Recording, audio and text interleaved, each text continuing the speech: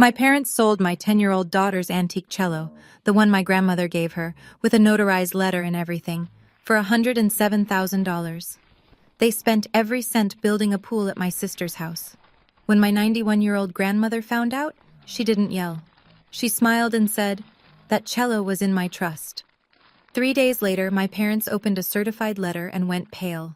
My name is Diana, 34 years old, a paralegal and a single mom, and this is the story of how my family stole from my daughter, and how a 91-year-old woman taught them that paperwork hits harder than shouting. If you're watching this, please subscribe and let me know where you're watching from in the comments. Now, let me take you back to last September, the week everything fell apart. Our apartment was small, 2 bedrooms, 1 bathroom, a kitchen with a window that stuck, and a living room where every piece of furniture had a story that ended with, "It was on sale." We rented it from my family, or what I thought was my family's property. More on that later. But the thing that made that apartment feel like a home wasn't the furniture. It was the sound. Every afternoon around 4:15, Lucy would sit by the window in her bedroom, pull Harriet from the case, and play. Harriet was her cello. A 1923 Heinrich Müller, German-made, with a hairline crack across the top plate that had been restored sometime in the 60s. If you ran your fingertip along the varnish, you could feel where the old wood ended and the repair began, like a scar that healed clean.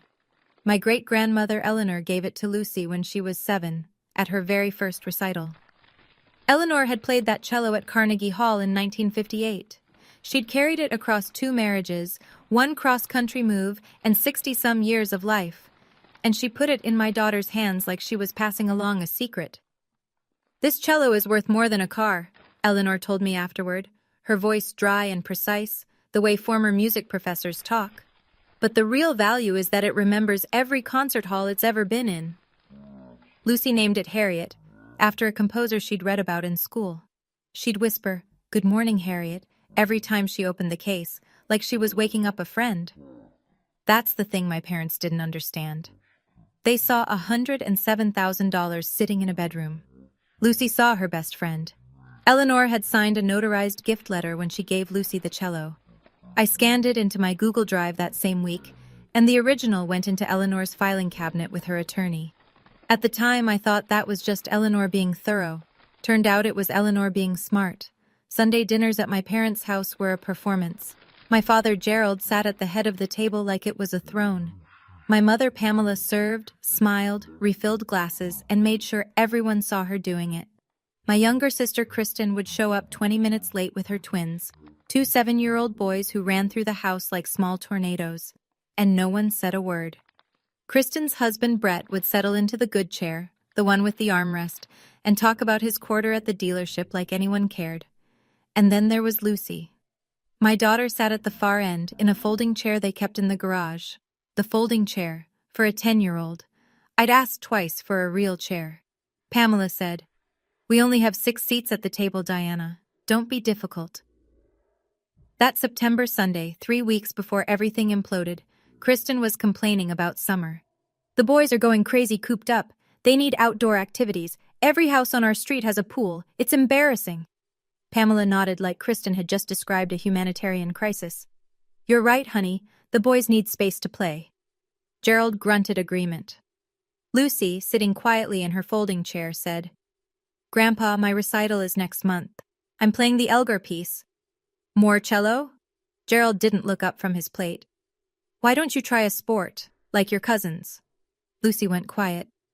I watched her fold her napkin into a small square, the way she did when she was swallowing something too big to say. I changed the subject. I always changed the subject. What I didn't notice, what I should have noticed, was Kristen texting under the table. I caught a flash of her screen, the words "pool contractor" and a number with a lot of zeros. I didn't think anything of it then. I would later.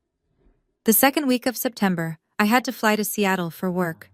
My firm was handling a property dispute, and the senior partner needed me on site for 3 days to pull title records and coordinate with opposing counsel's office. It wasn't glamorous.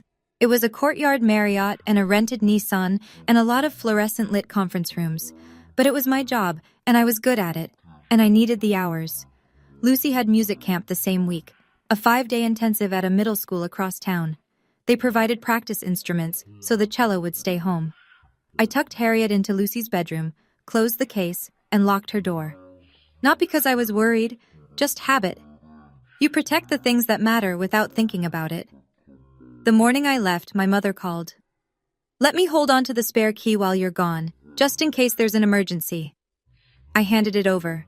Pamela smiled, that tight-lipped smile she uses when she's being helpful in a way that costs her nothing. "Don't worry, honey, everything will be exactly where you left it." That was the last honest-sounding sentence she ever said to me. 2 days into my trip, my father stopped by the apartment. I know this because my next-door neighbor, Mrs. Okada, mentioned it when I got back, casually, like it was nothing. "Oh, your dad came by Tuesday. Said he was checking the pipes." She paused. "He had a dolly with him, though. Seemed like a lot for pipes." Gerald was a retired general contractor. He could open any lock in any house built after 1970 without breaking a sweat. I'd always thought of that as a fun fact about my dad. It stopped being fun very quickly. I came home on a Thursday, one day before Lucy. I dropped my bag, poured water, and walked into her bedroom to check on things. The lock on her door had been changed. I stood there, key in hand, staring at a brand new brushed nickel deadbolt where the old brass one had been. For a second, I thought maybe the building manager, but no, this was my parents' handiwork, Gerald's handiwork. I found the spare key on the kitchen counter, unlocked the new deadbolt, and pushed the door open. The cello case was in its usual corner, but it was wrong, too light against the wall, leaning at an angle Harriet's weight would never have allowed. I crossed the room in 3 steps, knelt down, and unzipped the case. Empty. The velvet lining still held the impression of the instrument, a ghost shape where Harriet had rested. The bow was gone. The rosin was gone. The small cloth Lucy used to wipe the strings was gone. Everything. My heart did something it had never done before. It didn't race. It just stopped. One long, hollow beat of nothing, and then it restarted cold. I called my mother. "Where is Lucy's cello?" Pamela's voice was light, rehearsed. "Oh, honey, your father took it in for maintenance. It needed restringing or something." "Which shop?" "I don't remember the name. Ask your father." I called Gerald. It went to voicemail. I called again. Voicemail. I called a 3rd time. Voicemail. The next afternoon, Lucy came home from camp. She dropped her bag at the door, ran to her room, saw the case, smiled, and opened it. She didn't cry. That's the part that broke me. A 10-year-old standing in front of an empty cello case, holding her bow hand out like she was still waiting for the music to start. "Mom," she said, "where's Harriet?" I knelt in front of her and held both her hands. "I'm going to find out. I promise." I called Eleanor that night. No answer. Her caregiver Linda said she was at a doctor's appointment and would call back tomorrow. I called Sonia instead. "Something is very wrong," I said. And then, just before midnight, I checked my email and saw a notification from the homeowner's insurance portal. Claim number 4417, high-value item removed from premises. The next morning, I drove to Kristen's house. I didn't call ahead. I didn't want her to have time to rehearse. I turned onto her street and saw it before I even parked. A backhoe in the yard, a trench 6 feet deep carved into the lawn, and 2 guys in hard hats laying rebar. A pool. They were building a pool. Brett stood at the edge of the trench with his arms crossed, supervising like he'd ever built anything in his life. Kristen was leaning against the fence with her phone out, taking a selfie with the construction behind her. She'd already picked a filter. I got out of the car. "Kristen, who's paying for this?" She looked up, startled, then recovered. That quick Caldwell smile. "Oh, Mom and Dad. Birthday present for the boys." "How much?" "I don't know exactly, like 100,000 something? I didn't handle the details." 100,000 something. She said it the way you'd say a couple $100, like it was nothing, like it wasn't my daughter's future sitting at the bottom of that trench. I drove home and called my father again. This time, he picked up. His voice was flat, almost bored, the tone he uses when he's decided a conversation is beneath him. "Diana, calm down. The cello was a family asset. I sold it to a dealer in Seattle. Cascade Vintage Instruments, $107,000. Your mother and I decided to use the funds for the family. The boys needed a pool. That cello was Lucy's. Grandma Eleanor gave it to her. There's a notarized gift letter. Gerald paused exactly 1 second. Then, your grandmother is 91 years old. She doesn't remember what she signed. He hung up. $107,000. He said it like he was reading a grocery receipt, not like he'd just stolen 3 years of my daughter's joy and 60 years of my grandmother's legacy. But he'd made one mistake. He gave me the dealer's name. 2 days later, Gerald called a family meeting. His words, not mine. A family meeting, like we were a corporation and he was the board chair. It was held at my parents' house, naturally. Gerald sat at the head of the dining table. Pamela sat beside him, tissues already in hand, preloaded for the performance. Kristen was there, arms folded, jaw set, playing the role of the wronged younger sister. Brett hovered by the fridge, cracking open a beer like this was a spectator sport. Even Aunt Diane and Uncle Roger had been summoned. Gerald's sister and brother-in-law, the family audience.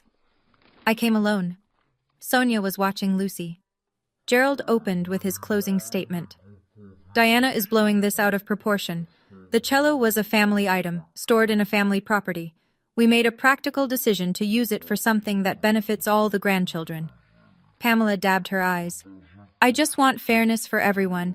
Lucy can learn on another instrument. She's young, she'll adjust. Kristen leaned forward. My boys have never gotten anything from this family. Lucy has Grandma Eleanor wrapped around her finger. She has camp, she has lessons. It's not fair. Uncle Roger cleared his throat. Aunt Diane stared at her plate. Nobody looked at me. I let the room go quiet. I let the silence sit for 3 full seconds, long enough for everyone to hear the refrigerator hum. Then I said, that cello was a notarized gift to a minor. This isn't a family decision. It's theft. Gerald's face darkened. You want to talk lawyers? Fine. But remember who owns the roof over your head, Diana. I stood up. I picked up my jacket. I walked to the door. I'll remember, I said. And so will you. I left. No shouting, no tears, no scene. I had something better than a scene. I had a plan. Within 48 hours of that meeting, I received 11 phone calls. Pamela had been busy. She'd called every relative with a pulse and told them her version of events. Diana was threatening to sue her own parents over an old musical instrument. Diana was ungrateful. Diana was tearing the family apart. Aunt Diane texted first. Don't embarrass the family, Diana. This isn't who we are. Uncle Roger followed. Your parents raised you. They sacrificed. Show some respect. A cousin I hadn't spoken to in 3 years sent me a message on Facebook. Heard you're making trouble. Shame on you. 11 calls, 14 texts. Not one of them asked what actually happened. Not one asked about Lucy. Sonia came over that night. She sat at my kitchen table, scrolled through my phone, and shook her head slowly. This isn't family, she said. This is a cartel with Thanksgiving dinners. I laughed, even though nothing was funny. From the other room, I could hear Lucy practicing. Her school had lent her a student cello, a mass-produced thing with a tinny, flat sound, nothing like Harriet, but Lucy played it anyway. Scales, then arpeggios, then a halting attempt at the Elgar piece. She didn't complain. She never complained. That's the thing about Lucy. She just kept going. And that's when I decided, not with drama, not with a speech, just a quiet shift like a deadbolt turning. I opened my laptop, navigated to Google Drive, and found the file. Eleanor_gift_letter_notarized.pdf. I opened it and read every word. I, Eleanor Marie Whitfield, irrevocably gift the 1923 Heinrich Müller cello, serial number HM-1923-0447, to my great-granddaughter Lucy Ann Caldwell, to be her sole and personal property, dated, signed, notarized, stamped by the state of Oregon. I picked up my phone and dialed Eleanor's number. Grandma, I need to talk to you. About the cello. And about the house. I should tell you something about the way I grew up, because it explains why it took me this long to fight back. When I was 17, I got accepted to Portland State. Partial scholarship. I was proud. First in my family to go to a university. My father sat me down at that same dining table and said, the college fund is for Kristen. She's going to need it. You can figure it out. I worked 2 jobs for 4 years. I graduated. I paid off my student loans over 9 years. Kristen went to community college for 1 semester, dropped out, and married Brett. The college fund paid for her wedding. When my marriage ended, Lucy was 2, I called my mother for help. Her first words were not, "Are you okay?" They were, "You couldn't hold on to a husband and now you want to come home?" But 2 weeks later, Pamela called back. She'd found me a place, a rental, she said, owned by the family. The apartment Lucy and I lived in now. The catch? I'd help with Sunday dinners, drive Kristen to appointments, and do Gerald's books during tax season. No formal agreement, just obligation dressed up as generosity. I did it. For 4 years, I did it all. Because I was afraid that if I stopped, Lucy would lose the only extended family she had. I was afraid my daughter would grow up thinking she didn't belong anywhere. That fear had kept me obedient for a long time, but sitting at my kitchen table that night, listening to Lucy play a borrowed cello that sounded like a screen door, something cracked. Not dramatically, quietly, like a hairline fracture in old wood, the kind you can feel if you run your fingertip along the surface. Pamela had said it was the family's house. Gerald had always called it my house. One of them was lying. Or maybe both of them were. I needed Eleanor to tell me the truth. Eleanor called me back the next evening on FaceTime. She was sitting in her armchair, the green velvet one with the brass tack trim, wearing a cream cardigan buttoned to the collar. Behind her, I could see the upright piano and the framed photo from Carnegie Hall, 1958. At 91, Eleanor Whitfield still sat with the posture of a woman who'd spent 50 years in front of an orchestra. "Tell me everything," she said. So I did. The empty case, Gerald's admission, the dealer, the pool, the family meeting, the 11 phone calls. Eleanor listened without interrupting. When I finished, she was quiet for 5 seconds. I counted. Then she said, in a voice as level as a tuning fork, "Diana, the house your father lives in, I never transferred it to Gerald. It's held in the Whitfield Family Trust. He's a permissive occupant. The deed is in the trust's name, always has been." I felt the floor shift beneath me. "Grandma, Dad has always said, Gerald says many things that aren't true. He's been doing it since he was 12. She adjusted her glasses. "The cello is also connected to the trust. It's listed on the asset schedule, section 4.2. I gifted it irrevocably to Lucy, yes. But the insurance policy runs through the trust. Selling it without my signature as trustee isn't just wrong, Diana. It's conversion. It may be theft." I sat there, in my kitchen, laptop still open to the gift letter, and let that settle. 25 years. My father had lived in that house for 25 years, told everyone it was his, and never once looked at the deed. "What do we do?" I asked. Eleanor's expression didn't change, but something in her eyes sharpened, a precision I recognized from every recital I'd ever watched her conduct. "I'll call Marcus in the morning. You keep those files safe, and Diana..." She paused. "Stay calm. We don't need to yell. We just need the right signatures." I didn't sleep that night. I sat at the kitchen table with my laptop, a legal pad, and 4 cups of coffee, and I did what I do best. I pulled records. First, the notarized gift letter. Already in Google Drive, time-stamped, backed up, PDF, check. Second, Gerald's texts. I scrolled back through our thread and found it. His confirmation of the sale, the amount, the dealer's name. Cascade Vintage Instruments, $107,000. I screenshotted every message, saved them with dates. Third, I searched the dealer's name. Cascade Vintage Instruments, LLC, based in Seattle.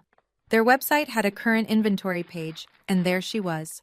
Harriet, listed under 1923 Heinrich Müller cello, German manufacture, restored. The asking price was $125,000.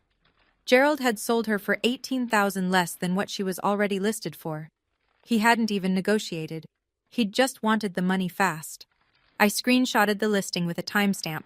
Fourth, and this one made my hands shake, I logged into the old family Gmail account, the one my parents had set up years ago for shared bills and subscriptions. Gerald had never changed the password.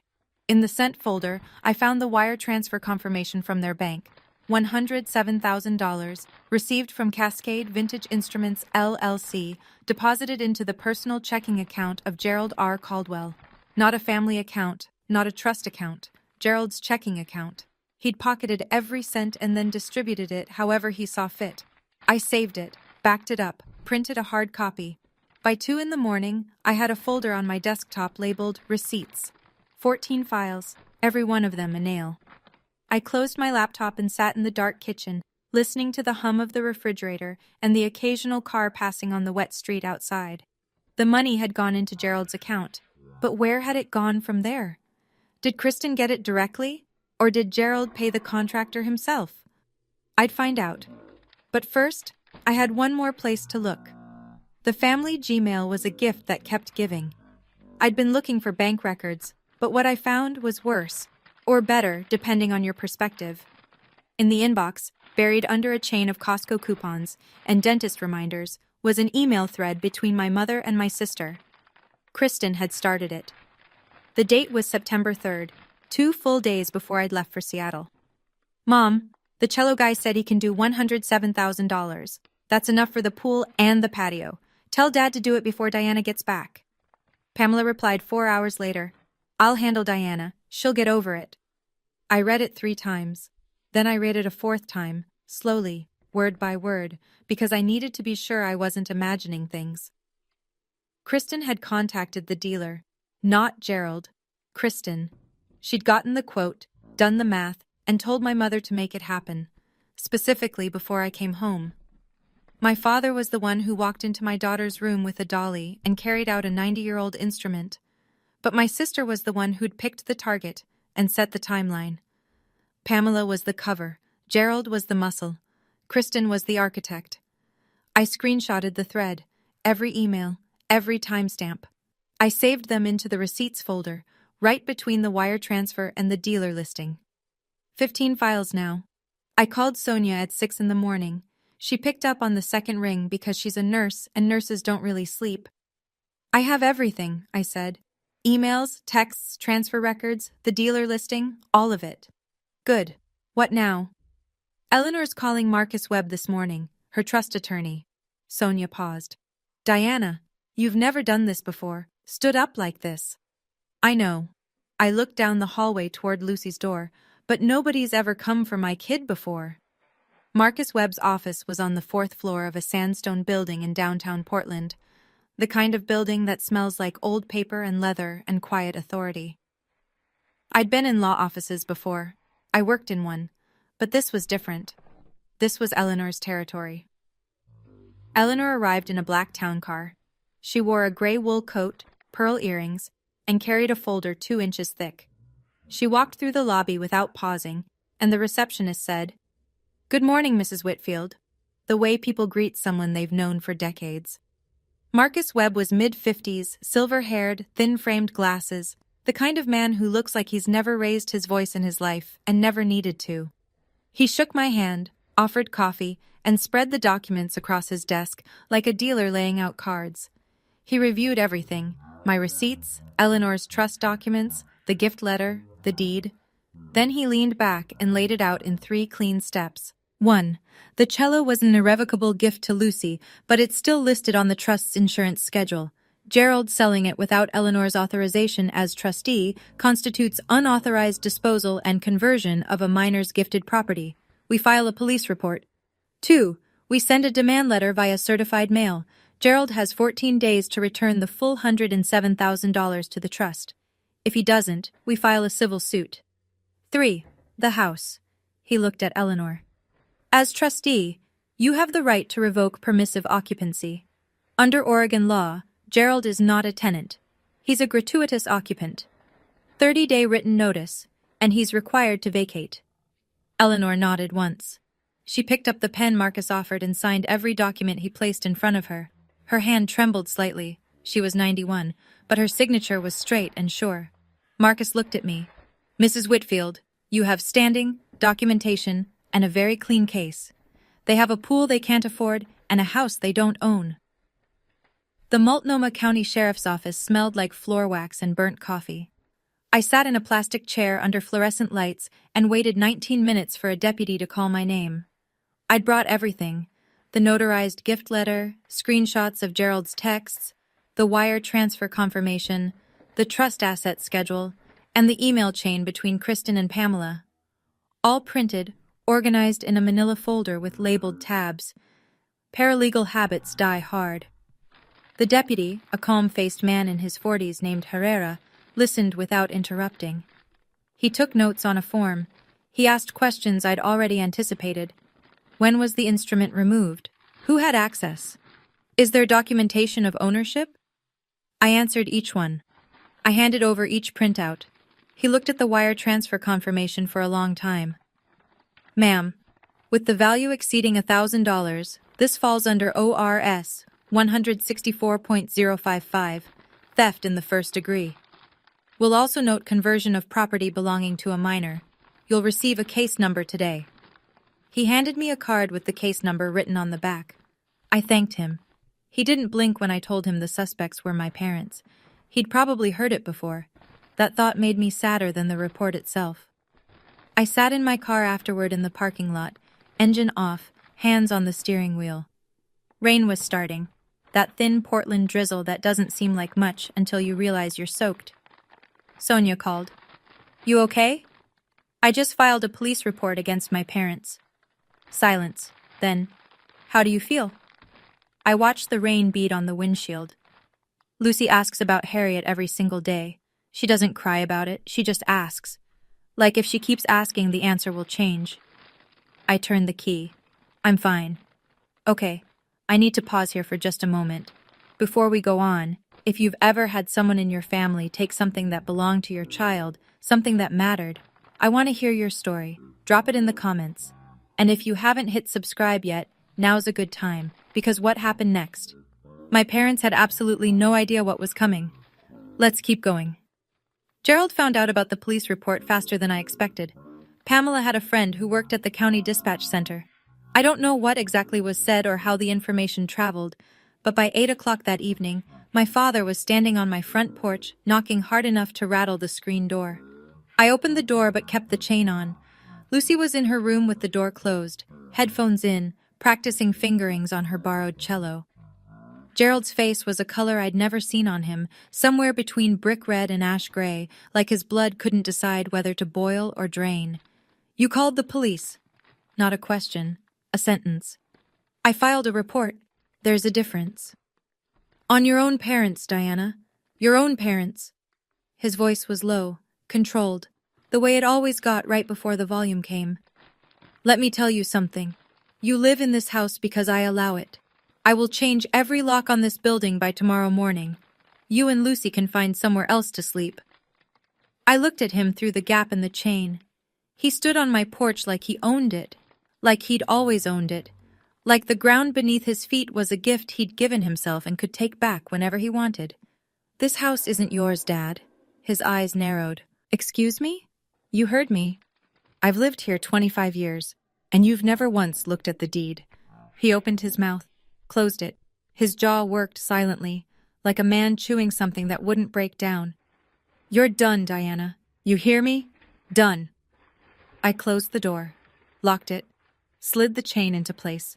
From Lucy's room, I could hear the faint sound of scales on a tinny cello. She was still practicing, still going. The thing about entitlement is this. It never checks paperwork. It just assumes. Pamela's counterattack came the next morning, and it came on Facebook. She posted at 7:14 a.m. I know because I checked the timestamp later when I screenshotted it. The post was a masterpiece of manipulation, the kind of thing they should teach in psychology courses as a case study.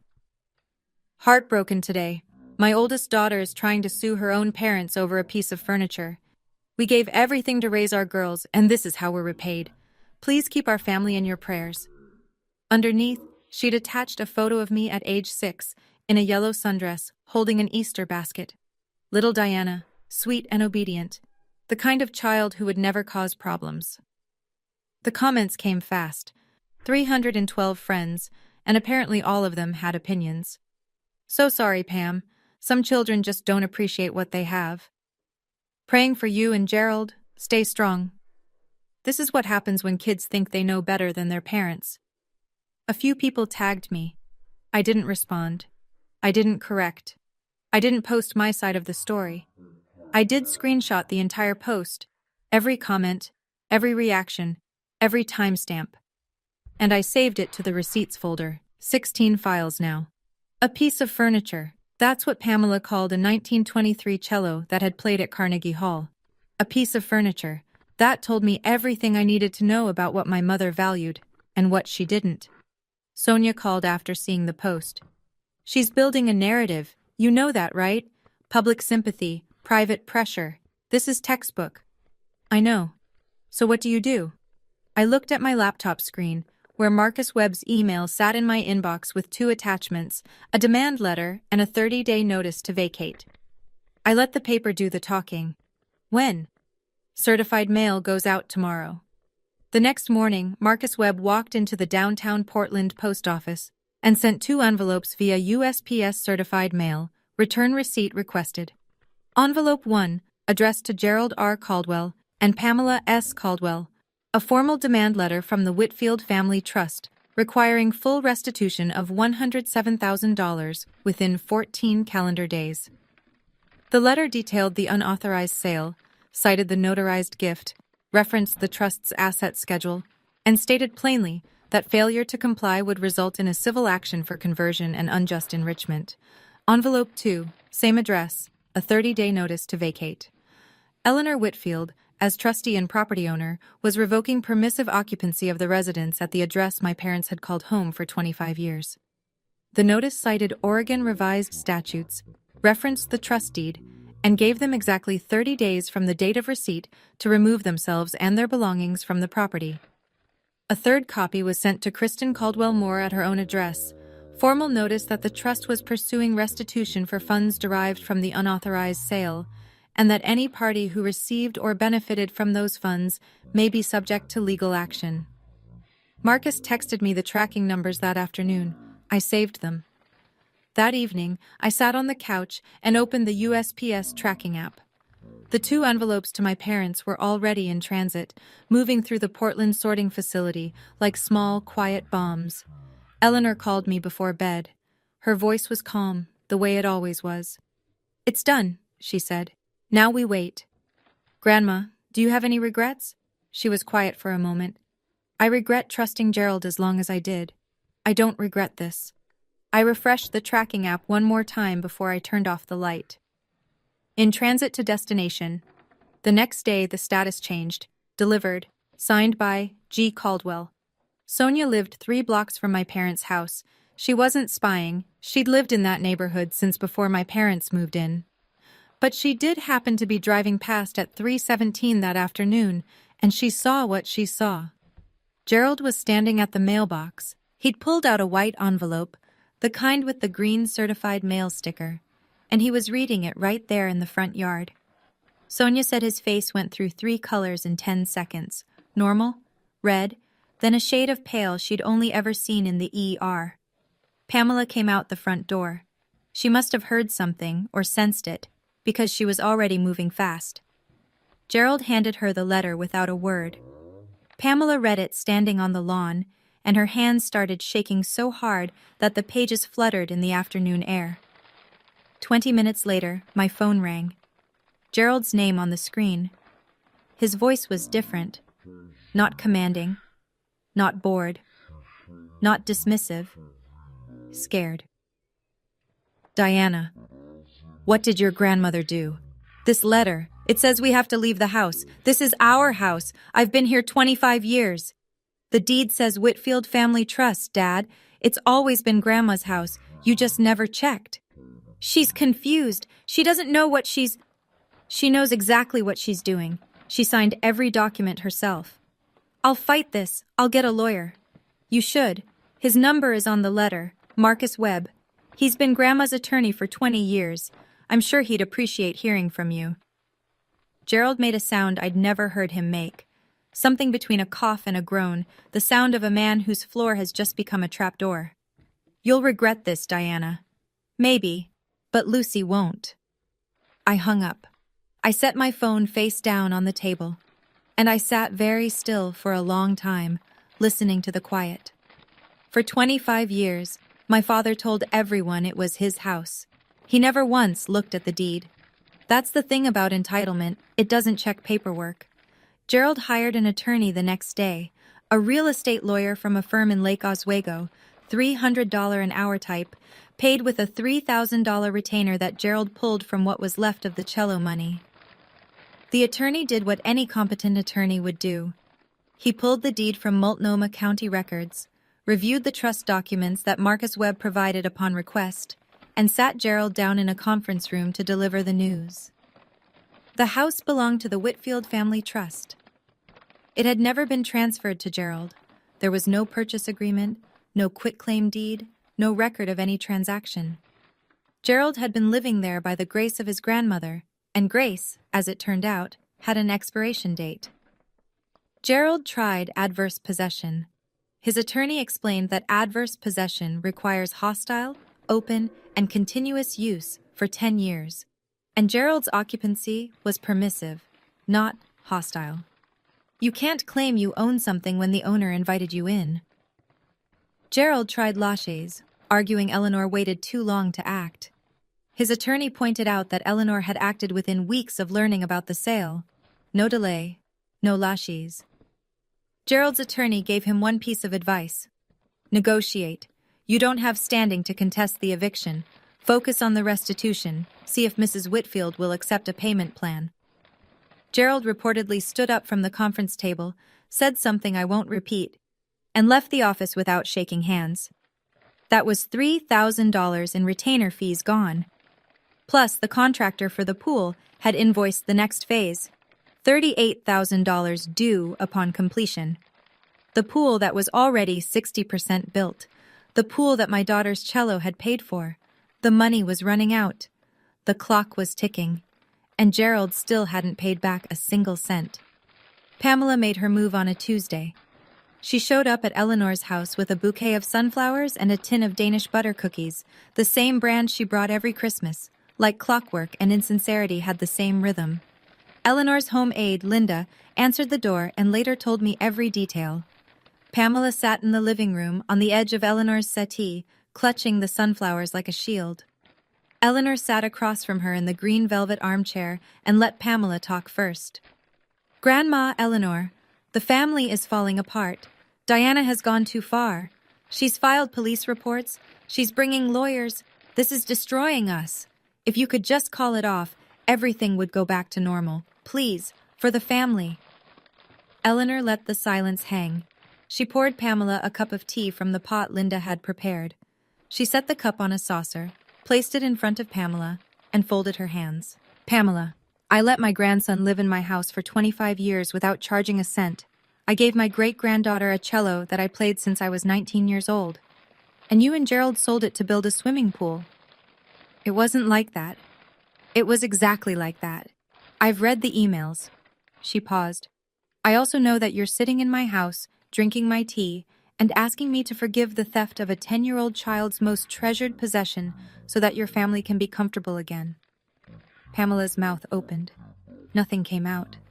Eleanor stood, slowly, deliberately, the way a woman with 91 years of practice stands when she's done with a conversation. The door is behind you. Marcus will be in touch. Pamela left. Linda said she was crying before she reached her car. Eleanor sat back down, picked up her tea, and took a sip. Then she turned to Linda and said, That woman brought me grocery store cookies. She couldn't even bother with homemade. 14 days. That was the window Marcus gave them. 14 days to return $107,000. On day 15, Gerald sent Marcus an email. One line. The money has been spent. I don't have $107,000. No apology, no plan, no acknowledgement that the money had never been his to spend. Marcus printed the email, placed it in the case file, and did exactly what he'd said he would do. He filed a civil suit in Multnomah County Circuit Court, Eleanor M. Whitfield, trustee of the Whitfield Family Trust, versus Gerald R. Caldwell and Pamela S. Caldwell. Claims: conversion, unjust enrichment, breach of fiduciary duty regarding trust-associated assets. I was listed as guardian ad litem on behalf of Lucy. The court set a hearing date 6 weeks out, fast-tracked, Marcus said, because a minor's property was involved and the documentation was comprehensive. A judge had reviewed the initial filing and found enough merit to expedite. But before the hearing, there was the matter of service. A process server arrived at my parents' house on a Thursday afternoon at 4:45 p.m. The timing wasn't accidental. It was the hour when most of the neighbors were pulling into their driveways, getting the mail, walking the dog. The server knocked. Gerald opened the door. "Gerald Caldwell?" "Yes." "You've been served, sir. Have a good day." The server handed him the papers, turned, and walked back to his car. Gerald stood in the doorway holding a blue-backed legal complaint, and behind him, through the screen door, Pamela's face appeared, white as the curtain she was gripping. Mrs. Okada from next door was watering her roses. She saw everything. She told Sonia, and Sonia told me. The neighborhood was starting to talk. The family image my parents had spent 30 years constructing was cracking along every seam. Kristen's turn came next, and it arrived not from me or from Eleanor, but from the pool contractor. The contractor, a company called Pacific Edge Pools, had been watching the situation. Word travels fast in the trades, and when a client's father-in-law gets served with a lawsuit for $107,000, contractors pay attention. They called Kristen. "Mrs. Moore, we need a written guarantee for the remaining balance, $38,000 due on completion." "Kristen, my parents are handling it. Your parents are being sued for $107,000. We need the guarantee from you." Kristen and Brett didn't have $38,000. They didn't have half of that. Brett's credit was maxed from the new truck he'd bought in June, the one he drove to the dealership where he sold cars he couldn't afford himself. They tried a home equity line. Denied. They tried a personal loan. Denied. Pacific Edge Pools filed a mechanic's lien on Kristen's property for the unpaid balance.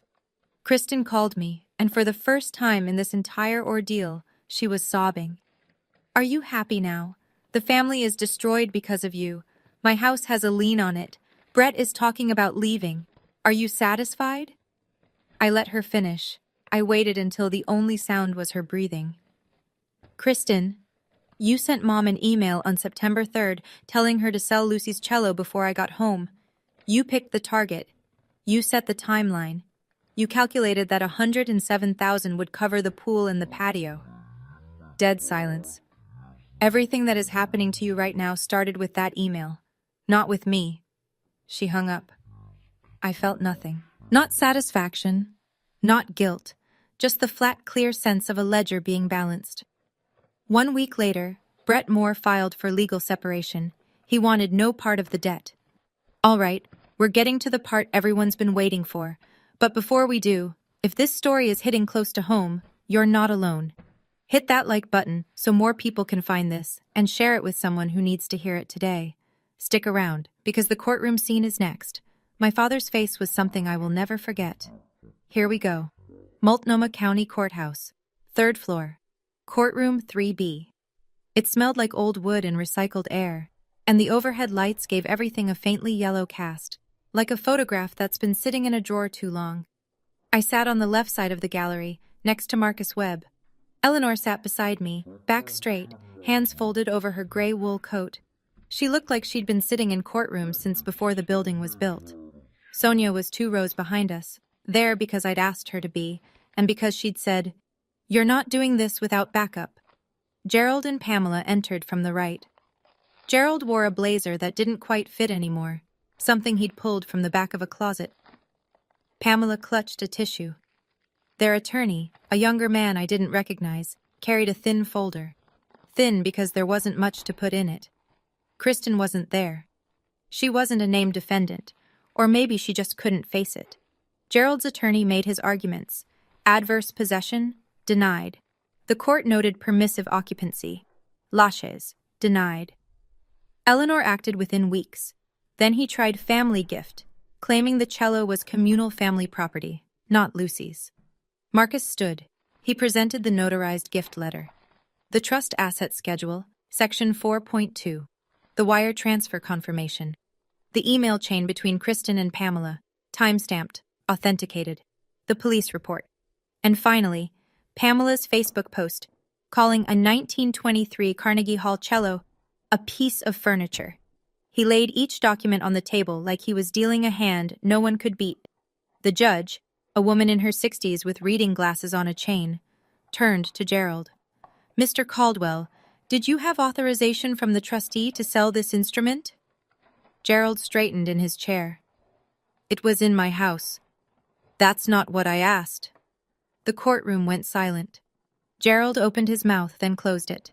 The judge removed her glasses. "I've seen enough. I'll issue my ruling." The ruling took 4 minutes to read. It felt like 4 hours. The judge put her glasses back on and spoke without inflection, the way people do when the facts are so clear that emotion would be redundant. The court finds in favor of the plaintiff. The evidence establishes that the 1923 Heinrich Müller cello was irrevocably gifted to the minor child, Lucy Caldwell, and that the sale of this instrument was conducted without the authorization of the trustee or the consent of the child's legal guardian. She turned a page. Gerald and Pamela Caldwell are ordered to make full restitution of $107,000 to the Whitfield Family Trust. If unable to pay in full, a structured repayment plan will be established, subject to wage garnishment if payments are not maintained. Another page. The 30-day notice to vacate, issued by the trustee, is upheld. The respondents have 30 calendar days from today's date to remove themselves and their personal property from the residence. She looked over her glasses at Gerald. Additionally, the court notes that the antique instrument dealer, Cascade Vintage Instruments, is directed to cooperate in the return of the cello, pending financial arrangements between the trust and the dealer. Gerald stood up. His chair scraped against the floor. "This is my house. I've lived there for 25... Mr. Caldwell." The judge's voice didn't rise. It didn't need to. "The deed says otherwise. Sit down." He sat. His hands gripped the edge of the table so hard his knuckles went white. Pamela was crying into her tissue, quietly, mechanically, like a faucet someone had forgotten to close. I looked at Eleanor. She wasn't smiling exactly, but there was something on her face, a stillness, a settledness, like a chord that had finally resolved. She reached over and held my hand. Her fingers were thin and warm. "You did the right thing," she whispered. The gavel came down once. A single, clean sound that echoed off the wood-paneled walls and settled into the silence like a period at the end of a very long sentence. 30 days later, a U-Haul truck backed into the driveway of the house on Birchwood Lane, the house my father had called his for a quarter of a century. I wasn't there. I didn't go to watch. I'd made that decision early. This wasn't a victory lap. It was a correction. Sonia drove past on her way to work and told me what she saw. Gerald loading boxes in silence. Not angry, not shouting, just moving with the heavy, mechanical rhythm of a man who'd run out of arguments. Pamela carrying a lamp through the front door, not looking at anyone, not even Gerald. They moved into a 2-bedroom apartment in Gresham.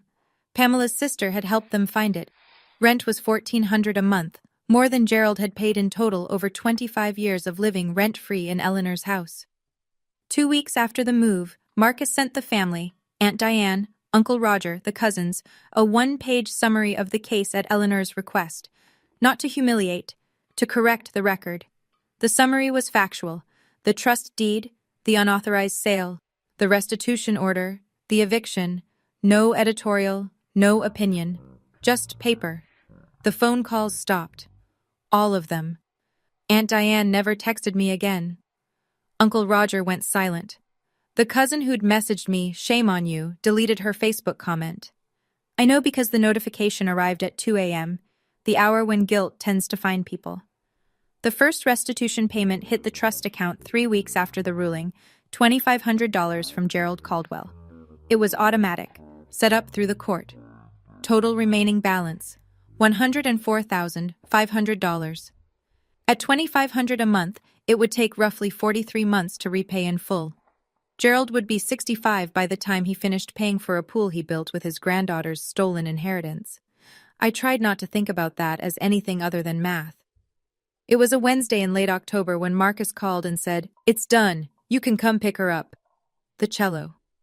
Cascade Vintage Instruments had cooperated fully once the court order was presented. They returned the instrument to Marcus's office, and Eleanor fronted the reimbursement from the trust fund, the same fund Gerald would be paying back into for the next 3.5 years. I drove downtown alone. Marcus had the case waiting on his conference table. I unlatched it and folded back the lid, and there she was, Harriet. The 1923 Heinrich Müller, with the restored crack across the top plate, the same warm amber varnish, the faint smell of old wood and rosin that Lucy used to say smelled like a library that plays music. I ran my thumb across the strings. They hummed, low and deep, the way a voice sounds when it's been holding its breath. I drove home with the case buckled into the passenger seat, which is exactly as ridiculous as it sounds, but I didn't care. I parked, carried it inside, and set it in the corner of Lucy's room. The same corner, the same angle, as if it had never left. Lucy came home from school at 3:40. She dropped her backpack at the door, walked to her room, and stopped in the doorway. She didn't run, she didn't shout. She walked to the case slowly, knelt down, and unzipped it. She looked at the cello for a long moment, checking maybe, to make sure it was real. Then she reached in and touched the neck, right where the varnish was thickest. "Hi, Harriet," she whispered. I stood in the hallway, one hand on the doorframe, and I cried.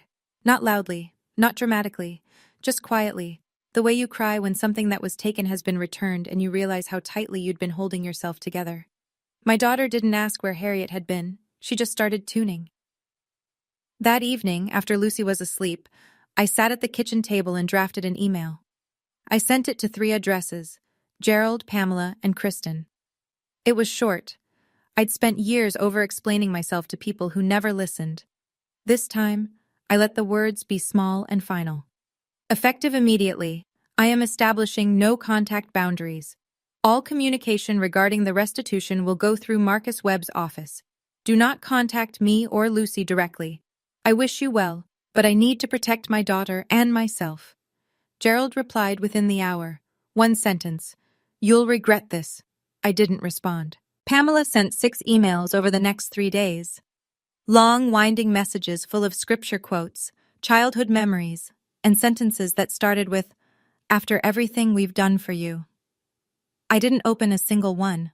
I forwarded them to Marcus unopened and asked him to flag anything legally relevant. Kristen sent one text message, 4 days later. "I'm sorry." I read it. I sat with it. I didn't reply. Not out of cruelty, out of honesty. I wasn't ready to forgive, and I wasn't going to pretend I was. Maybe someday. Maybe not. That was allowed. The next Saturday, I went to the hardware store on Burnside and bought a new deadbolt. A Schlager. Brushed nickel, top of the line. I installed it myself. I wasn't as good at it as Gerald the contractor, but it locked, and that was enough. 2 keys, one for me, one for Lucy, nobody else. That night, I stood at the front door and tested the lock 3 times. Each time it clicked, something inside me settled a little deeper. Family is not a debt you inherit. And a locked door isn't cruel. It's a boundary. 3 months after the ruling, Saturday afternoons became ours. Every week, Lucy and I would drive to Eleanor's house. A craftsman bungalow on a tree-lined street in southeast Portland, with a front porch that sagged in exactly the right way and a garden that Eleanor still supervised from her window. Linda would let us in, and Eleanor would be waiting in the music room, a small, sun-filled space at the back of the house where the upright piano lived, alongside 60 years of framed concert programs and a metronome that still ticked like a heartbeat. Lucy would set up Harriet. Eleanor would open the piano. And for 1 hour, sometimes 2, the house would fill with music, the cello and the piano winding around each other the way 2 voices do when they've known the same songs for a very long time. Eleanor taught Lucy the vibrato technique she'd learned from her own teacher at Juilliard in 1952.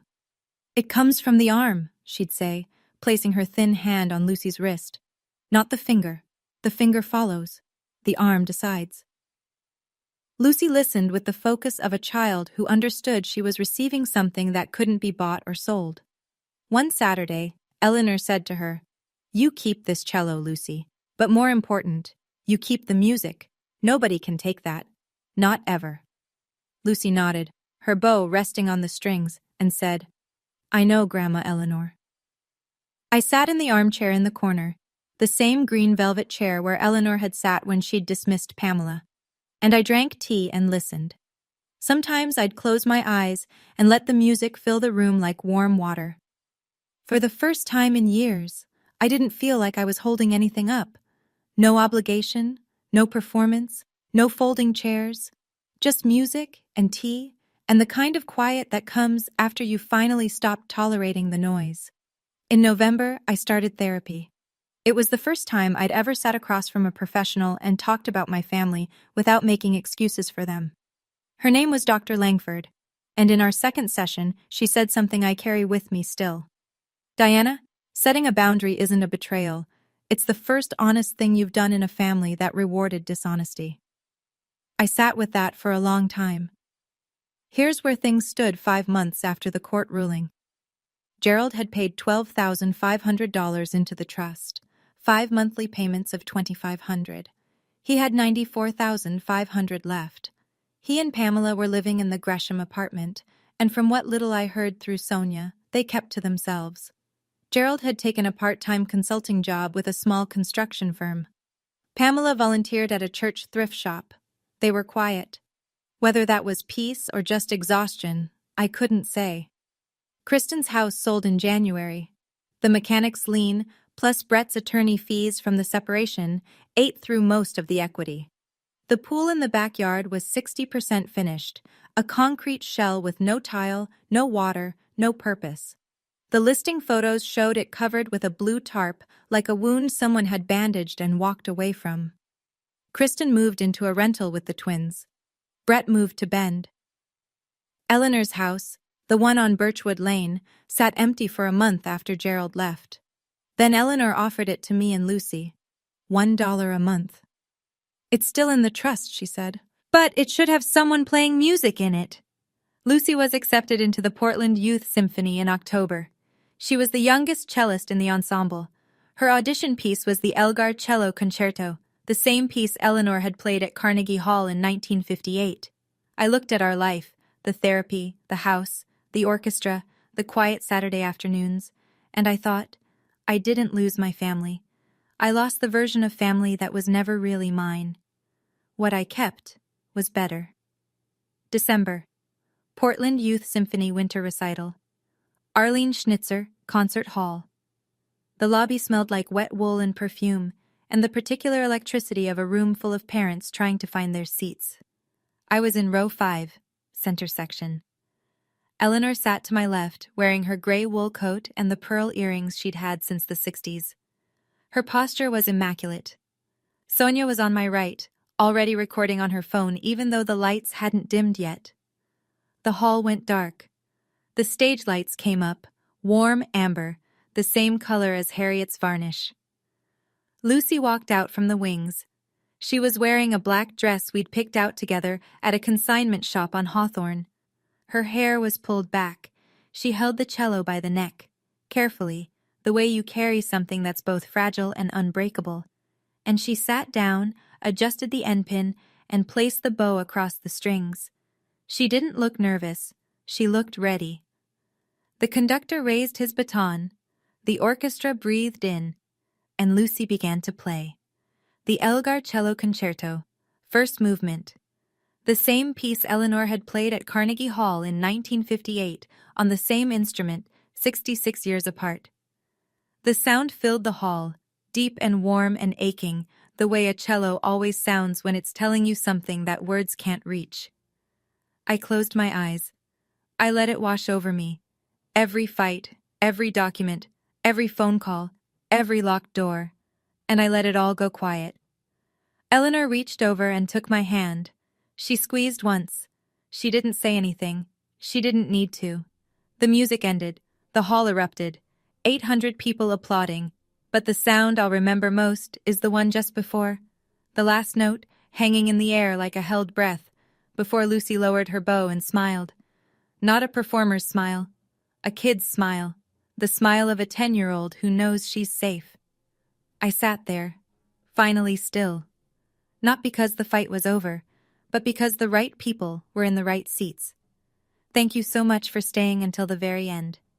If Diana's story reminded you that setting boundaries, even with the people who raised you, is not betrayal, it's survival, then give this video a like.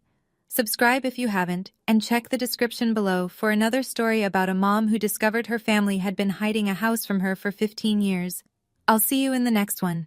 Stay safe, protect your people, and remember, you don't owe anyone your peace. Wherever this story takes you, I hope you carry this with you. Protecting your child is never making drama. Sometimes the quietest thing you do is the strongest. And a locked door isn't cruel, it's just a boundary with a key.